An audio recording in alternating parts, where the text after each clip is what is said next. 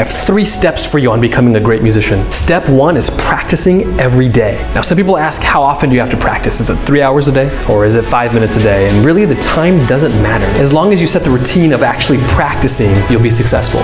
Step number 2 is finding a mentor. It really is important for you to find someone that you trust, that you can go to with problems, someone that can speak into your life, that can not only keep you accountable, but actually give you some tips and some helpful criticism along the way. Now, step number 3 is finding your why. It's been said that 1 is too small of a number for greatness, and I truly believe that. If you're just doing it for yourself, you're gonna fail. In order to be a great musician, it really is important to find out why you're doing what you're doing. You must be doing this for something more than just yourself. If you'll follow these 3 steps, I promise you that one day you'll become a great musician.